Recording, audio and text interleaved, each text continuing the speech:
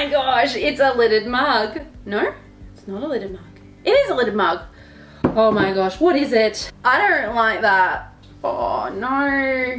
I have never seen that happen before. I love it, I love it, I love it. I love it so much. Hello and welcome to another YouTube video.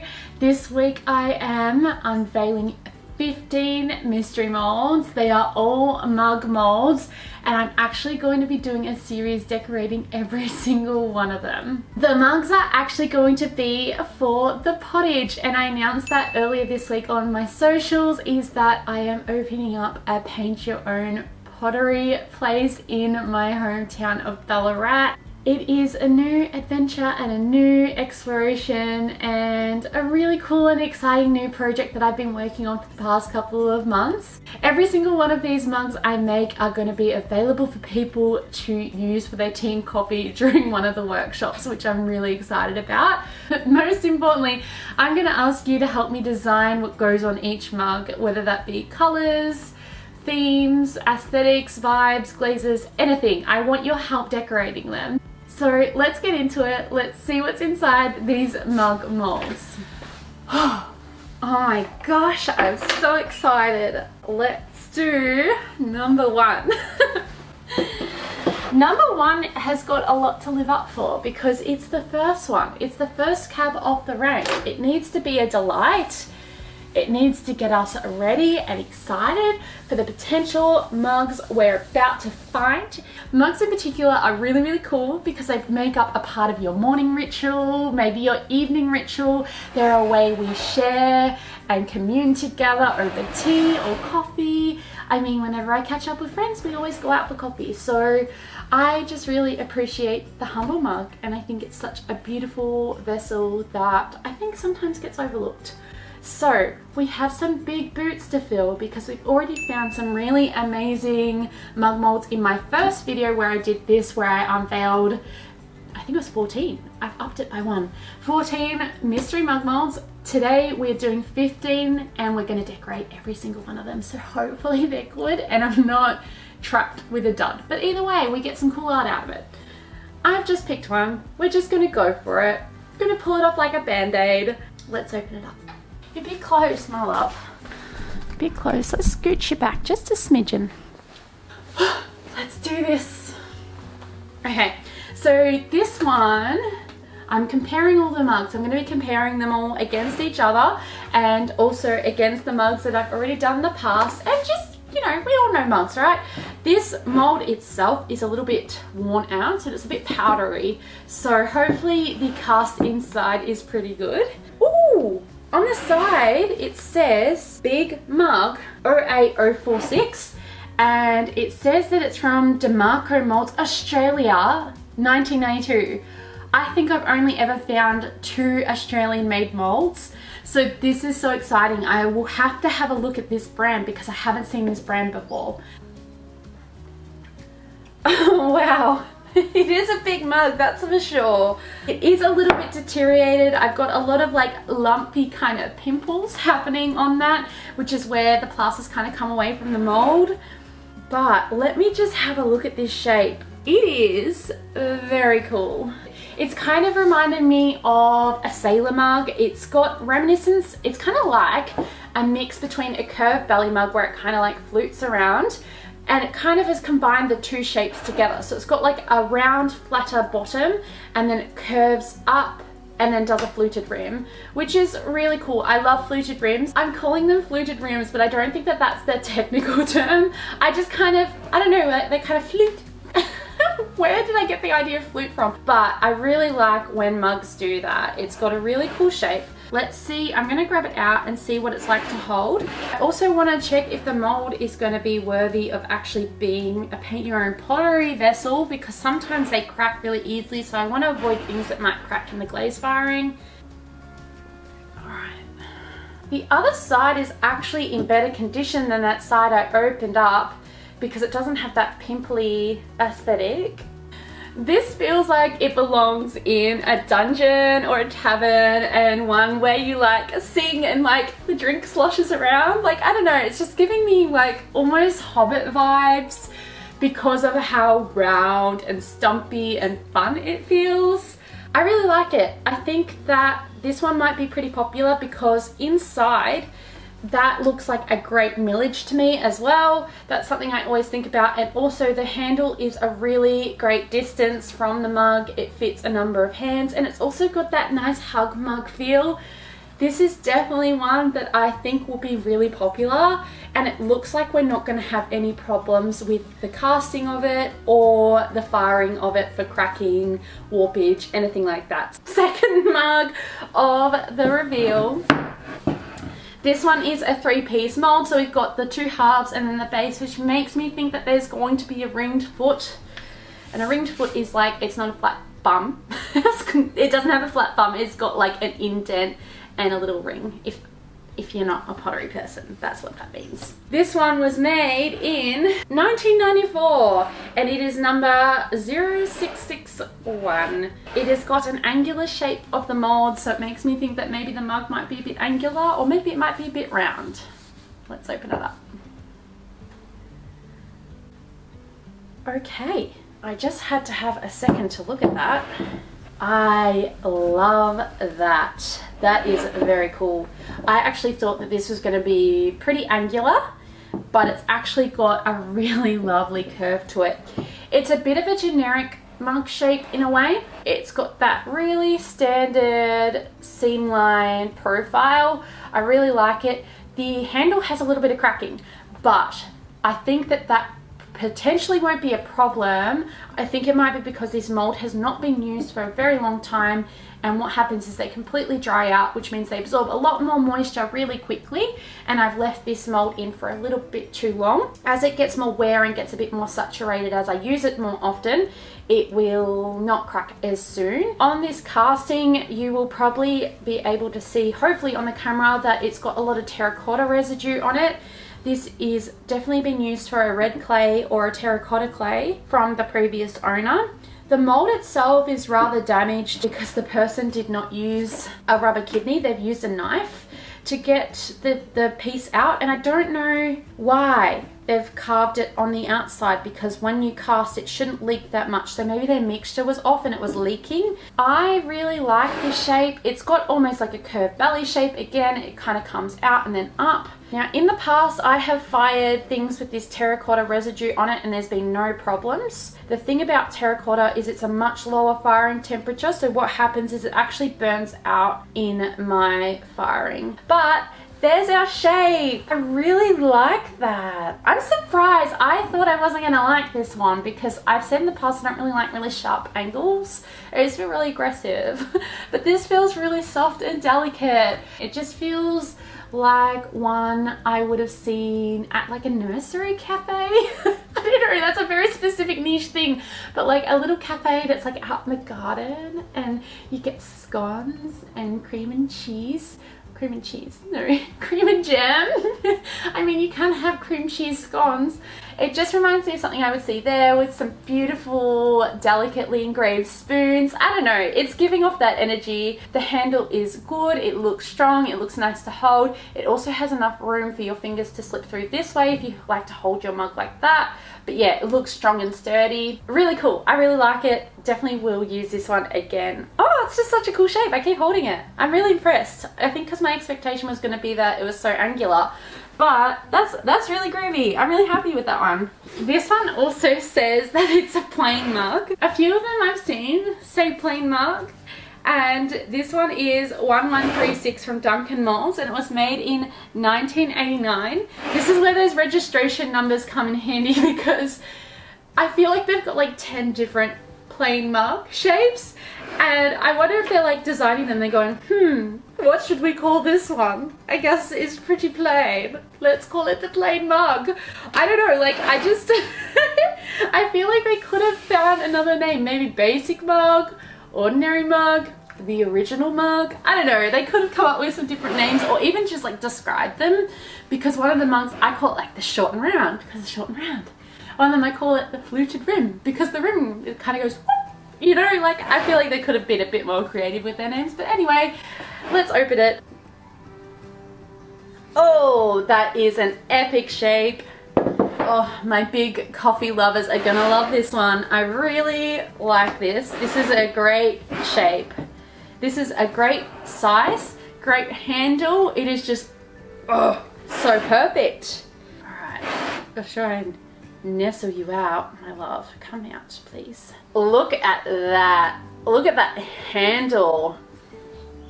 Oh my gosh, it's got all the hand room. It's so smooth. It's like it's barely been used, this mold. Like I feel like I'm getting to use it for the first time. It is so clean, that surface area for painting. Oh my gosh, imagine the designs on this. It's got a flat base. It doesn't have a, I didn't tell you about the ring foot. It has a ring foot on that other one. Anyway, should I backtrack? That one had a ringed foot. I just totally walked all over that. This one has a flat foot. Oh, I'm just gawking at it. I love the size. It's monster. Probably doesn't seem monster to you, but most of them are made around the 250 ml size. So this one, I'm gonna guess that it's probably around the 300 to 350. Do I dare say 400 ml? I don't think so. By the time it shrinks, I think it will be 350. This is for my friends that think my mugs are not big enough for their cup of coffee, and I am glad. I need more mug shapes that are a little bit bigger for the people that love to have a little bit more of a cuppa. I also love that it's got a really good width for different size tea strainers, which is just something to think about too when you buy mugs. Also like that the top could almost fit a lid of some description. Wouldn't it be cool to have like a house lid or something on that and make it like a little cottage? It doesn't look like it's going to crack in the handles. It doesn't look like we're going to have much warpage issues. The handle feels really well proportioned to the rest of the mug. I just think that this is a really perfect specimen and I'm really happy with it and it's great. I love it. This is mug number 4. There's people dancing! Oh my gosh! There's people dancing on this mug! No, it looks more like a country, it looks like one of those western jackets with the masculine looking figure is wearing a necktie and then the feminine figure is wearing, it just looks like a dress, maybe a sweetheart love heart dress, and got the pigtails in as well. Oh my gosh, that's really cute. I wonder what they're doing on the other side, or whether they're even on the other side. So let's open that up. Oh, that's sweet. It is like they are in a little barn. So we've got a horseshoe and then we've got 2 hay bales, a wagon wheel and a little window, and then behind it is like this wood grain. That is pretty awesome. What a cute little design. That's really sweet. As for the mug shape, I have some thoughts on these angles. I do not like the handle at all. It is so aggressive. Like that is uncomfortable. Because once that's ceramic, that's going to be like harsh and hard and almost sharp. I'm wondering what the intention is for such an aggressive handle, whether it's meant to serve some kind of purpose as to looking like something in the barn. For me, I find that that's really aggressive for no reason.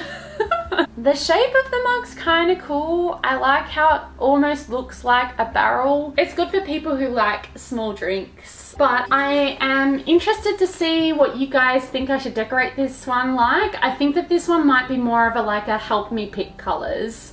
I definitely think it needs some nice beautiful blues with some reds. I think that would be really fun. That was cool. That one was really cool.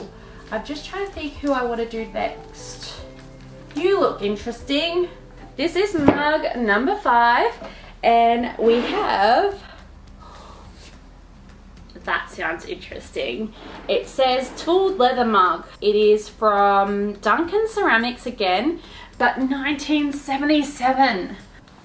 Oh, that is so cool. Oh my gosh. Oh my gosh. I love it. I love it. I love it. I love it so much. I love it. I love it. I love it. I love it. Oh my gosh. Literally, as it explains, tooled leather. It's got that engraved leather look, but it's kind of like a paisley design, like epic 70s design. It is really cool. I am a little bit devastated though, because it is the coolest pattern mug I have ever seen, and I want to make a series of glazed ones just for me where they're in different 70s colors and then the glazing just like pulls in all the crevices.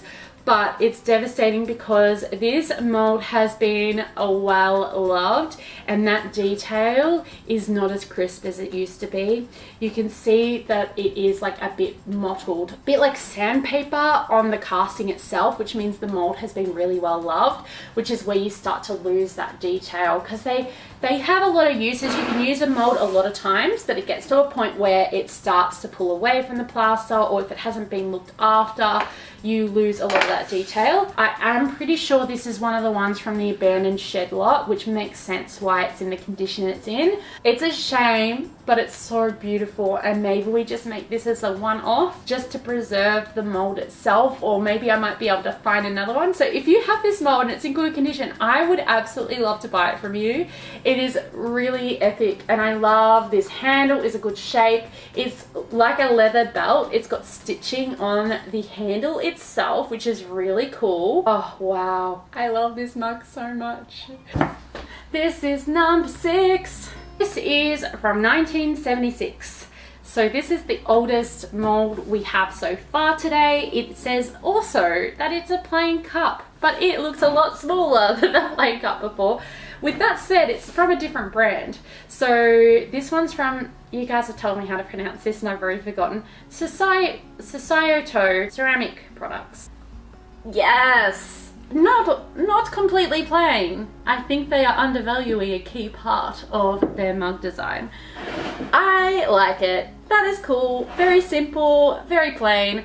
But our handle isn't plain. A plain handle will constitute just a plain hoopy handle, but we've got kind of like a little love heart detail, which I'm really appreciating. I think that has been really undervalued because, oh, isn't that delightful? They've thought about people's fingers sitting in the handle. Isn't that nice? That's really accommodating. I love it, and it comes out a nice distance.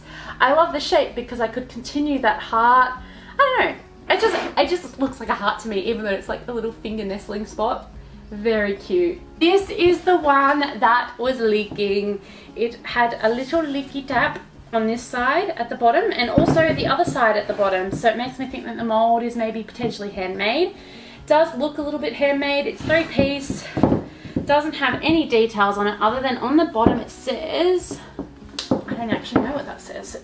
We've got coffee in permanent over here, but we've got, oh, that is coffee mug. All right, let's open it up. This one's probably got a foot because I've got 3 pieces. Oh, oh, I don't like that. I don't know why. This one's made me feel really uncomfortable for some reason. Oh, it's just not nice. I mean, you might like it. Personally, I'm just getting a reaction from it. This handle, very angular. We are against angles here. It's going to have those sharp edges that I don't like when you're holding a mug, but look how tiny that gap is. I'm going to take out the excess because you're going to be like, no, take out the excess, you'll be able to see the proper size. But look at that, that is so tiny. This is going to shrink still. Like, how do you fit? It's going to be one of these handles, not one where you can slide your fingers in. It's too narrow to hug without a gap for the handle. I just don't like the design. It looks like a wine bottle.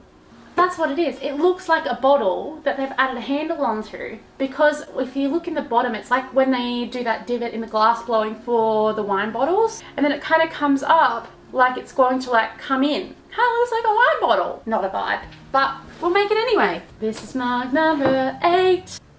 This one's going to be small.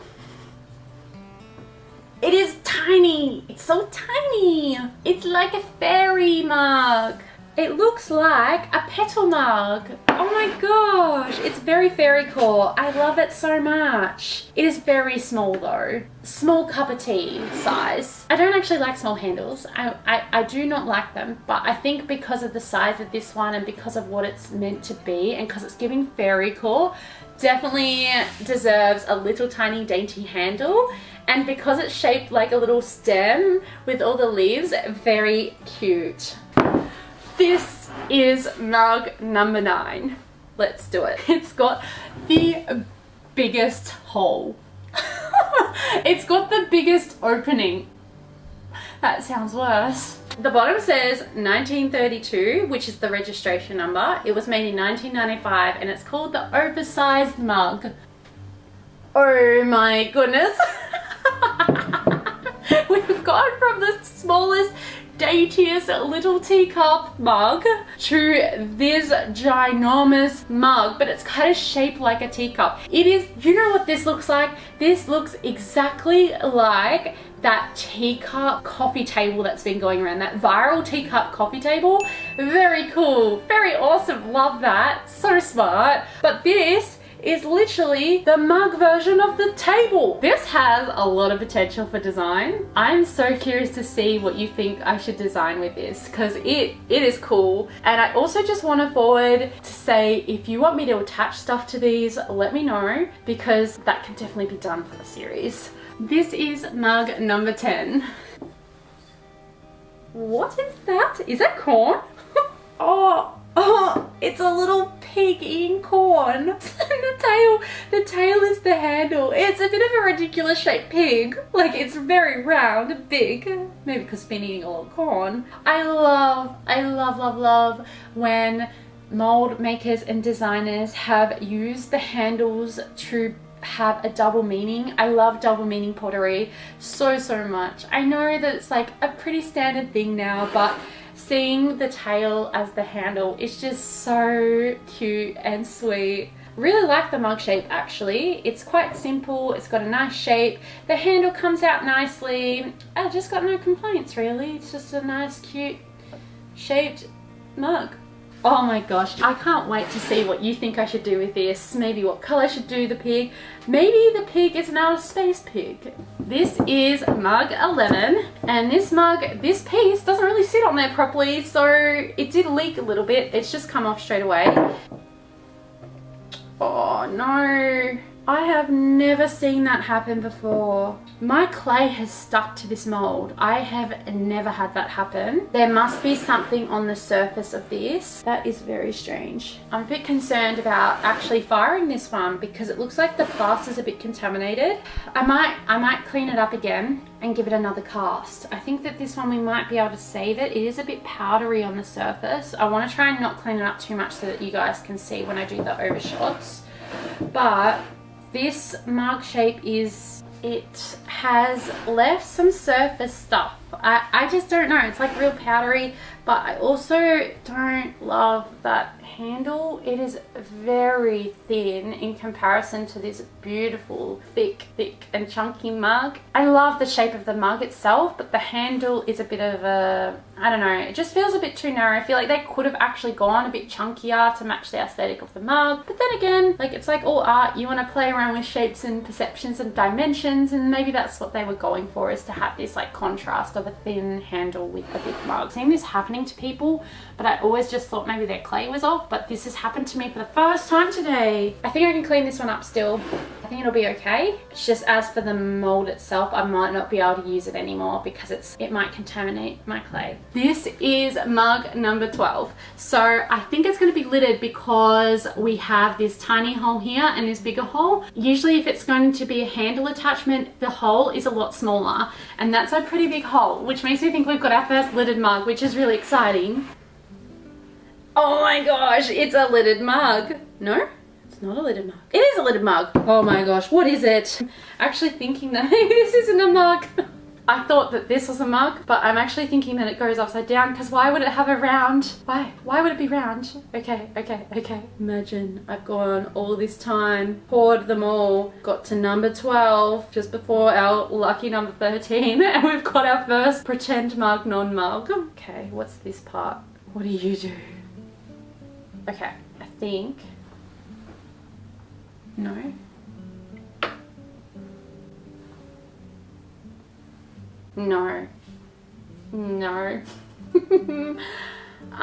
That's not right. Oh! It's a fancy little foot, not a lid. Okay, that explains why the bottom's not flat, because you're meant to add it. I really don't like that. The shape of the mug is very lovely and nice. I was starting to think it was like a bell snuffer thing because of the unflat bottom. I think that we can flatten the bottom by just tapping it like so on the table, and look, very flat. Because it is the mug series, I think we need to add the foot. I think we need to add the foot, even though it's not my personal preference. I think we could do something cool with the design. It does feel a bit obnoxious though. I'm interested to know what you think of this design and what you know about this design, because I think it could help me figure out a way to decorate it in a way that honors the shape and what this is. 1, 2, 3, 4, 5, 6, 7, 8, 9, 10, 11, 12, 13! We can do lucky 13. I think I've seen this song before, but I didn't like the ending. That is just not a nice shape to look at for me. I can't even put into words what I'm trying to say. With mugs, their shape and their size is in harmony with the handle. It just has to be, so that when you're holding it, it feels in harmony. Although when I'm not looking at it and holding it like that, it feels really nice. Maybe that's the purpose of this mug. Looking at it, it just feels asymmetrical and off balance. Asymmetry is good, right? But this just feels a little bit off balance. But when I'm holding it like here, I feel like I'm sitting down having a chat with someone around a table and just like having a yarn, and it feels really nice. It feels really nice. We don't have a lot of cozy mugs this episode. We've got more aggressive angled mugs, very tall mugs, very angled handled mugs. I love that the shape of the indent is right where the handle is, so it fits your hand perfectly. It just feels like I want to hold it and wave it around. I'm starting to come around to this. I think I like it. I think I've come around in this small couple of minutes. I think I'm a fan of this. We have mug number 14, the second last one of the series. We have 309B. It is made 1977 again. I love the 70s mugs. They have such a nice shape and often really cool paintings on them. It doesn't say it's a plain cup this time.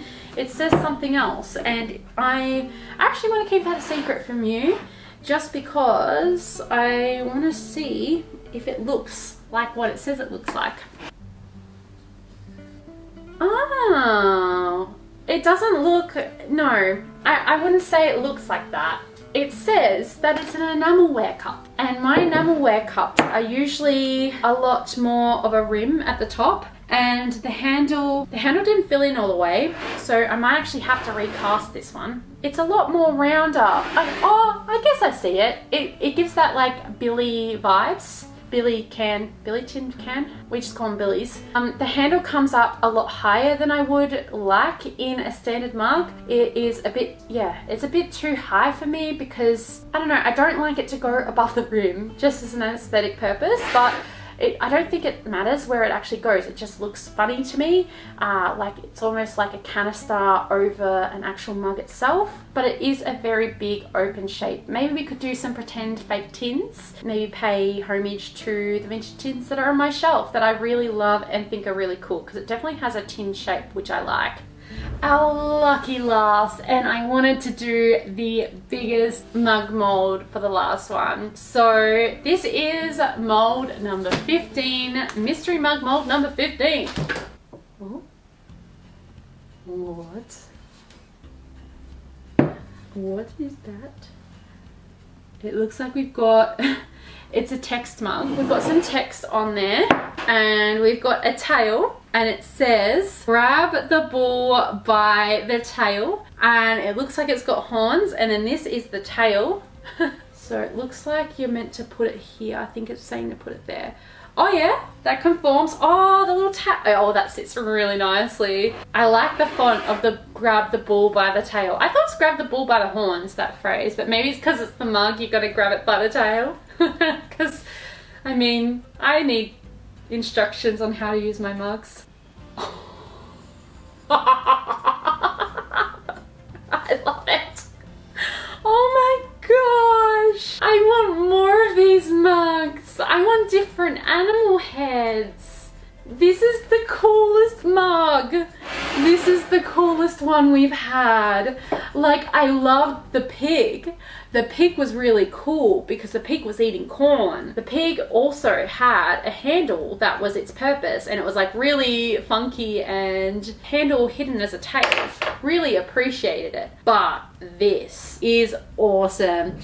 We've got a nose ring. We could do gold luster on that. That would be really cool. I also like that this one is really easy to paint. A lot of these might become overcomplicated, and sometimes I overcomplicate the designs, but I'm really looking forward to this one because as for the design itself, all I really have to do for this one is fill in the color. It's a bit more like a coloring in project, whereas the other ones I'm gonna have to do all the designs on them, and it's going to be a massive challenge to get these all done whilst renovating the pottage. It's just dawning on me how much of a project this is. So yeah, I love the font, love the head. It's going to be great to color in. I'm looking forward to your ideas for the colors for this. Maybe we want to go wacky colors, or maybe we want to do the standard colors that suit this bull. It's cool. I'm really glad this was the last one. What a way to end the reveals. I am really excited to read your comments and what you think I should do with some of these pieces. You guys always come up with the best ideas, and to be honest, I just have never had a very good plan on how to execute your ideas all the time. So I thought that this was a great series to get your comments rolling, and to hear what you think, and to try and make them into mugs that if you come to the pottage you'll get to use. Maybe let me know what your favorite mug is and maybe which one you would pick. But yeah, I'm excited to get into these. Thanks for watching. I'll see you next time.